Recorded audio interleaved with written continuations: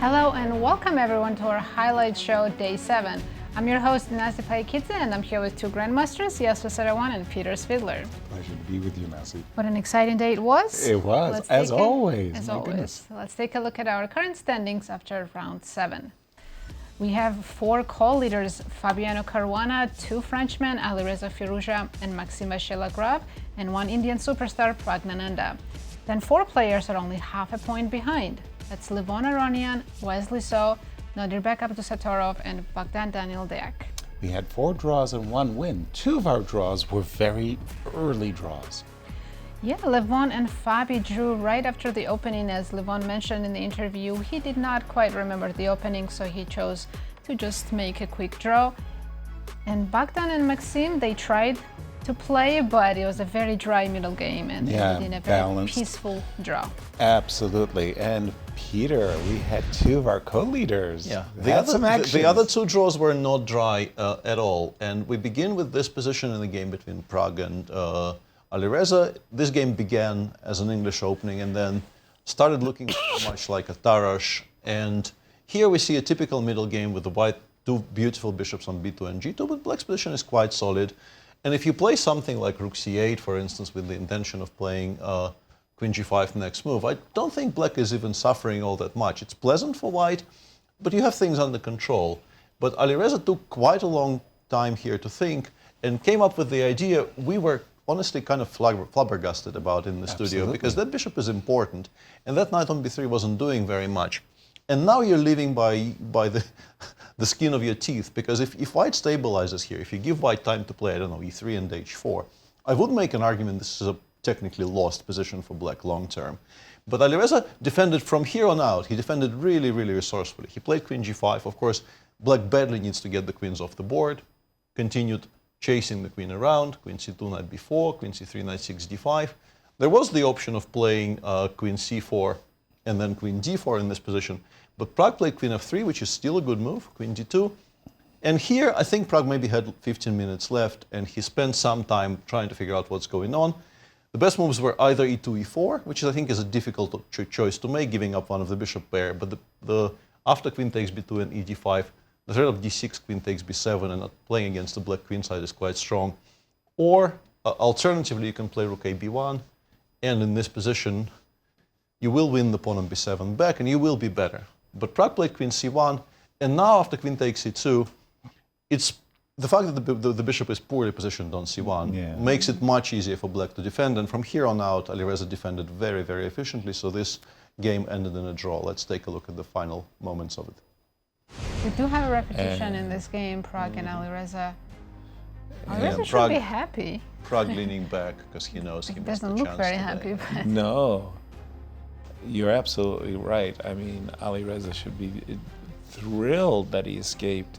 That bishop takes b3 decision, that is one of the most confounding captures I've seen in a long time. He defended really well after that, we have to say. Yes. It's the old rule of Soviet bureaucracy. Yeah? First you create problems for yourself, and then you solve them admirably. Yeah. And our world champion continues to suffer, Peter. Yeah, he actually had a very decent chance for an advantage early on in the game. He played an interesting semi-bluffy opening with white. I think black at some point could have played in a much more forceful manner, but Wesley, as I think is his default setting, when he's met with something he doesn't know, he tends to play very decent common sense moves, which introduce not a lot of risk. But here, the move bishop d7 that Wesley just made would allow knight a4, which was very strong, with a very specific idea of meeting bishop b4, c3, and bishop a5, and like shrug, why is this any good? Because of d3, d4. And now e4, bishop f4 is very picturesque. There are no moves for this queen on d6. And in fact, if you allow this, you're already in potentially lethal trouble. The way to continue would perhaps be to play c3, b5, but after takes, and simply bishop c4. If queen takes b4, rook takes c5. White has a decent advantage, not a winning advantage by any stretch, but white definitely is to be preferred in this position. This did not happen, though. Gash played bishop g5, rook a8, rook a d1, bishop c8. Still a bit better for white, but the plan beginning with the move knight e2 wasn't probably the greatest. And somewhere around here, you could see Wesley was already becoming interested. He He wants to play 5 f4, the knight is coming out to g5. White could have played d3, d4 here. Instead, Gash waited for a move, played queen h5, f5. And now white absolutely needs to start calculating, because if you give black one more tempo to play f4, you will be much worse. But to his credit, the world champion did play d3, d4 here and calculated the resulting complications after knight f6, queen g6, f4, bishop h4 correctly. And that game also ended in a draw after a sequence of only moves from both sides. Honestly, from here on out, a very, very precisely played game. Let's see how it ended. And there we have a draw. A very eventful one, I Yeah, must say. a bit of a strange game where both sides sort of missed some chances. Wesley's chances were, I think, more ephemeral, and Gash, when he was forced to make a bunch of only moves, he made them quite confidently. But yeah, Gash definitely was significantly better at a couple of spots. Knight a4 being missed early in the game, and then he could have played d3, d4 earlier than he has. But overall, I guess, a fair result. The equilibrium has never really been breached outside of that one moment straight out of the opening. Then the only decisive game we had today was between Norbek and Duda.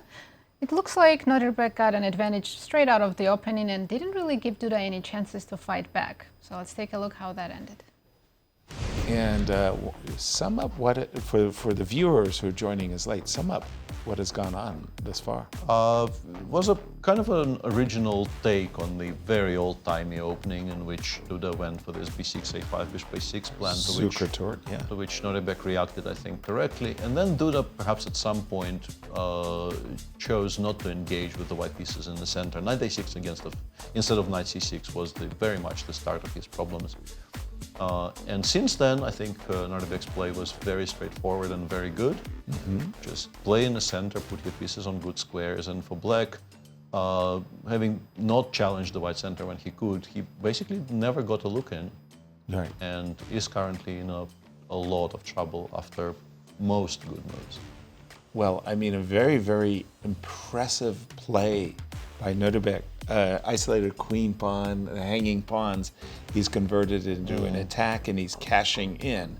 But I want to say excessively passive play by and a Duda. very, very sadly recognizable look in Duda's eyes there, sitting We've there. seen it time. Yeah, I've done this myself so many times, like staring into the distance, trying to figure out how is this my position. Right. Like, why are these my pieces? Eyes glazed. Yeah. Duda is about to say, I've seen enough. Nope, not finished with you yet. F2, F4. Yeah. You can't even attack the pawn on h5 to get one check in this game. A very impressive win, but excessively passive play in the early middle game, I want to say, by Duda, allowed Norbek to really style. Yeah. And the finish was very impressive. It was a very clean finish. It's tight at the top, Peter. It absolutely is. We've now had 2 rounds in a row where white won 1 game and 4 games were drawn. But what it results in is a situation where everybody has a shot. Nobody is really running away with it. The leaders can't seem to find a win anywhere. Norbek now has a game against Alireza tomorrow, which I think might be a hidden central game of the round, because those guys are incredibly ambitious. And Norbek, I think, said so much. He wants a fight tomorrow with the black pieces. But yeah, with 8 players within half a point of each other with 2 rounds to go, it promises to be a very exciting end of our tournament. Thank you, Peter. And schedule, Nazi. Only 2 rounds left. Tomorrow players will play round 8, then round 9, and it's very likely we will see playoffs. It feels probable. Wow. Can't wait till the last 2 rounds. Exactly. We'll Championship rounds coming up. Yes, can't wait. Thank you for watching and see you soon. See you tomorrow.